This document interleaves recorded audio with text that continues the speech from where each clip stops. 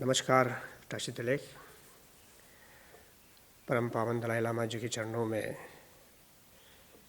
ये वर्ष धन्यवाद वर्ष के स्तर पर तिब्बत सरकार के हमारे प्रधानमंत्री महोदय श्री डॉक्टर लोब्सांग संघे जी द्वारा धन्यवाद वर्ष के स्तर पर मनाने के लिए प्रस्तावित की है। इसलिए मुझे सूचना प्रसारण मंत्रालय द्वारा ये कहा गया है कि मैं दलाई लामा जी के 4 प्रमुख उनके जो प्रतिबद्धताएँ या उनके संकल्प है उस विषय कर दूसरा जो संकल्प है उस विषय पर व्याख्या करूं। दलाई लामा जी के जीवन और दर्शन के बारे में व्याख्या करना देखा जाए तो बहुत मुश्किल है, क्योंकि उनके ज्ञान असीमित है। मगर फिर भी हम आप सब जो कि उनके जीवन और दर्शन से अपने अपने स्तर पर परिचित हैं, इसलिए इस पावन अवसर पर मैं संक्षेप में व्याख्या के प्रयास करूंगा और साथ में आप मुझे क्षमा करें।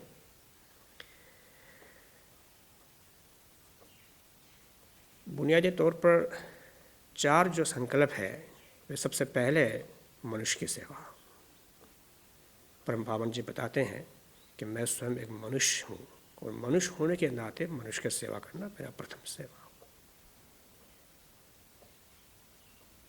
और सभी मनुष्य एक समान सुख चाहते हैं, दुख नहीं चाहते हैं, इसमें कोई प्रश्न नहीं, कोई संदेह नहीं। तो हम आप अपने अपने स्तर पर एक दूसरे को सहयोग करें, एक दूसरे को साथ दें। दूसरा विषय है धर्मों के बीच पे एकता रखना। मेरा धर्म या आपके धर्म, इस तरह के भेदभाव ना हो, मतभेद ना हो,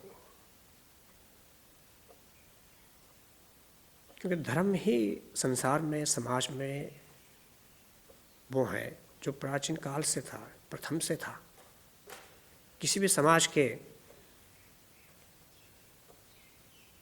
संस्कृति या किसी भी व्यक्ति के नाम कहीं ना कहीं किसी न किसी धर्म से ही संबंधित है, चाहे धर्म को माने या ना माने, तो धर्म का प्रभाव तो है। इसलिए धर्मों के विषय करके संसार के जगत के जो प्रमुख धर्म हैं उन धर्मों के जिम्मेदारी बढ़ जाती है कि समाज के में माहौल अच्छा बनाए रखने की। और इसलिए केवल अपने अपने स्तर पर ना हो, सब एक साथ हो करके एक दूसरे को जानते पहचानते हुए इस कार्य में लगे। स्वयं दलाई लामा जी बताते हैं कि ये मेरा दूसरा संकल्प है, क्योंकि मैं स्वयं एक धार्मिक हूँ, एक बहुत भिक्षु हूँ। तीसरा, मैं एक तिब्बती होने के नाते, वैसे तो स्वयं दलाई लामा जी तिब्बत के राष्ट्र अध्यक्ष महामहिम है, मगर फिर भी व्यक्तिगत तौर पर वो बताते हैं कि मैं स्वयं एक तिब्बती होने के नाते तिब्बत के पर्यावरण, तिब्बत के धर्म संस्कृति की सुरक्षा करना है।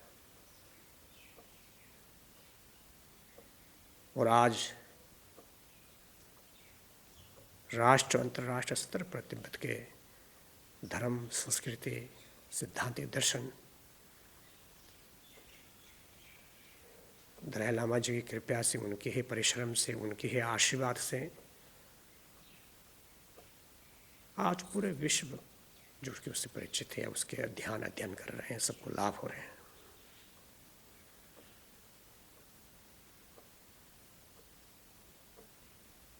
और चौथा, भारत के प्राचीन संस्कृति के सभ्यता के सुरक्षा और संरक्षण। ये बहुत महत्वपूर्ण विषय है, व्यक्तिगत तौर पर भी अनुभव करते हैं, क्योंकि हम तिब्बतियों को जो धर्म दर्शन मिला वो भारतवर्ष से ही हमें प्राप्त हुआ। आज तो जीवन भी हमें इस देश से प्राप्त है। और तिब्बत के हमारे बुजुर्गों ने या हमारे महापुरुषों ने 7वें शताब्दी से लेकर भारत के नालंदा के आचार्य शांतिरक्षिता को तिब्बत में धर्मराजा त्रिशूलदेव द्वारा प्रार्थना करने पर तिब्बत में पधार कर वहाँ से आरंभ होता है। और उसके बाद करीब 100 बुद्ध के वचनों के कंजूर के ग्रंथ है अनुवाद किए तिब्बती भाषा में। 200 नागार्जुन आदि भारत के आचार्यों के ग्रंथ या शास्त्र रचना किए संत महात्माओं के, वो तिब्बती भाषा में अनुवाद किए, कुल मिलाकर के 300। और वे सिर्फ केवल एक सभ्यता के तौर पर नहीं बल्कि हमारे संस्कृति के तौर पर, केवल संस्कृति के तौर पर नहीं बल्कि एक परंपरा के तौर पर भी आज वर्तमान है। यहाँ तक कि उदाहरण भी, जैसे भारत के उदाहरण होते हैं रथ आदि के या हाथी के, जो तिब्बत में नहीं है, मगर उदाहरण तक भी जैसा मूल ग्रंथ में है वही रखा गया है। और उन सभी 300 पोथियों में सबसे पहला शब्द आता है ज्ञारकेतु, यानी कि भारतीय भाषा में।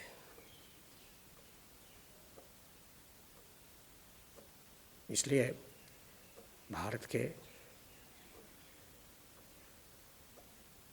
संस्कृति और सभ्यता बहुत महत्वपूर्ण है। दलाई लामा जी बताते हैं कि मात्र भारत ही वो देश है दुनिया में जो सबको मार्ग दिखा सकते हैं। धर्म के अर्थ क्या है, मैं इस जो विषय है दूसरा उनके संकल्प प्रतिबद्धता जो है उस पर व्याख्या कर रहा हूँ कि सभी धर्मों को हम एक समान आदर करें।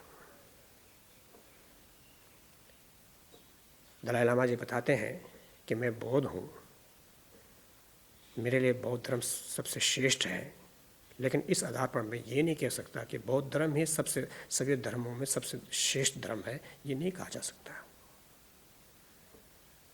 अपने अपने धर्म जो कि प्रथम है, श्रेष्ठ है। इसलिए जैसे अपने धर्म के प्रति जो आस्था है उसी का उदाहरण लेते हुए दूसरे धर्मों के भी हम सम्मान करें, आदर करें, उसमें सबके कल्याण है। दलाई लामा जी बताते हैं कि हम चाह कर भी सभी जितने संसार भर के लोग हैं सबको बौद्ध नहीं बना सकते। कभी स्वयं भगवान बुद्ध ने भी ये प्रयास नहीं किया, ये संभव नहीं है। जब स्वयं बुद्ध ने ये प्रयास नहीं किया, संभव नहीं है, तो हमसे कहाँ संभव, हमसे कैसे? और आवश्यकता भी क्या है? अपने अपने धर्म, अपने अपने धर्म के जो सभ्यता है, संस्कृति है, उसे आप सुरक्षित रखें, उसके अभ्यास करें। क्योंकि धर्म ही एकमात्र की वो संस्कृति है, वो दर्शन है जिसके अभ्यास भी कर सकते हैं, जिससे ज्ञान भी प्राप्त कर सकते हैं, जिससे निर्वाण भी प्राप्त हो सकता है, जिसमें मोक्ष भी प्राप्त हो सकता है। और सभी धर्मों को एक समान दृष्टि से देखने के वजह भी है कि करुणा, मैत्री, सहनशीलता, संतुष्टि, सच्चाई, ये सभी धर्मों में एक समान है, संदेश है, शिक्षा है। परम पावन जी बताते हैं कि करुणा और मैत्री यानी कि प्रेम, तो प्रेम मन में उत्पन्न होने से रोकता कौन है? ये क्रोध है। और क्रोध को शांत कैसे करें? सहनशीलता रखें। सहनशीलता कैसे रखें? कि खुंदक ना रखें मन में, दुष्ट भावना ना रखें। और दुष्ट भावना, खुंदक ना रखने के उपाय क्या, किस माध्यम से? वैज्ञानिक दृष्टि से, प्रामाणिक दृष्टि से ध्यान करें, अध्ययन करें।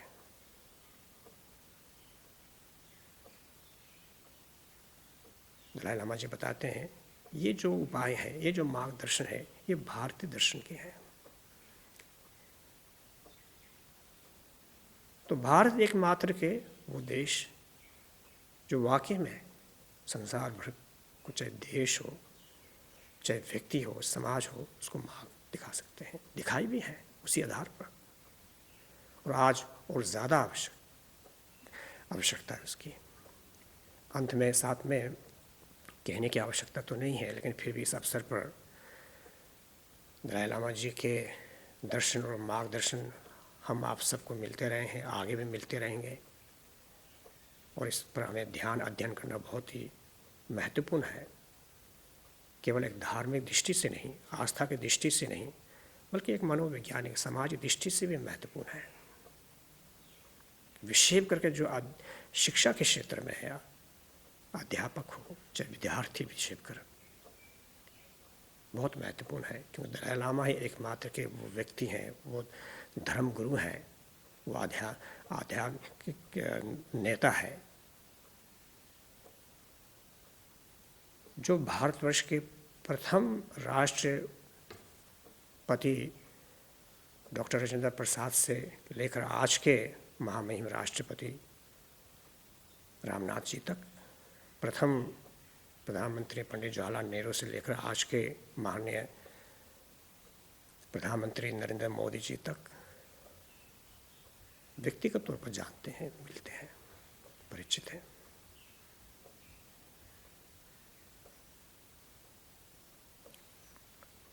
और दलाई लामा जी 20वें या आज के 21वें 2 शताब्दी के एक महापुरुष, राजनीतिक, सामाजिक, धार्मिक और आज तो विज्ञान के क्षेत्र में भी उनको दुनिया पूछते हैं। दलाई लामा जी को एक वैज्ञानिक मानते हैं, स्वयं वैज्ञानिक मानते हैं। उनके जीवन दर्शन से हम आप बहुत कुछ सीख सकते हैं और सीख भी रहे हैं।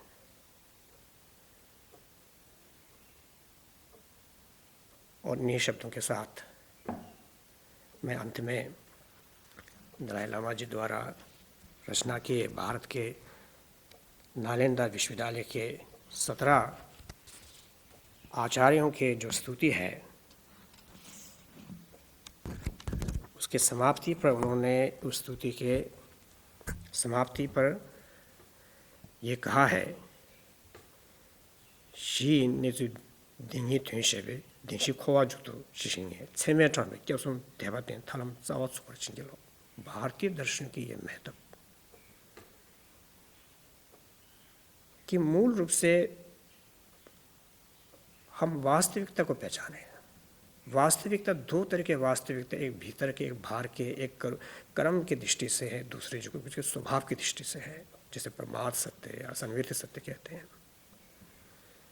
उस आधार पर उसे जानते हुए, उसे ज्ञात होकर फिर बुद्ध की शिक्षा 4 आर्य सत्य के, जिसमें संसार और निर्वाण की व्याख्या की गई है, और उसे प्रमाणिक तौर पर मनोवैज्ञानिक दृष्टि से देखें, परखें। बुद्ध धर्म संघ के प्रति तब जाकर आस्था, श्रद्धा उत्पन्न हो, तो उसी से निर्वाण यानी कि मोक्ष समझ सकते हैं। ये उन्होंने इसमें ऐसा कहा है। और अंत में दलाई लामा जी के लंबे आयु की प्रार्थना करते हुए ये प्रार्थना श्लोक खंडे रवि को सिंह से फैंदन देवा मालिन चुंगे चेहरे से वहाँ 3 ज्ञान से शब्द स्थिति बात होती है। अर्थात हिमालय क्षेत्र के नाथ, कल्याण और हित के मूल लोकेश्वर तेंजिंग ग्यात्सो, आप हमेशा इसी तरह हमें दर्शन देते रहें।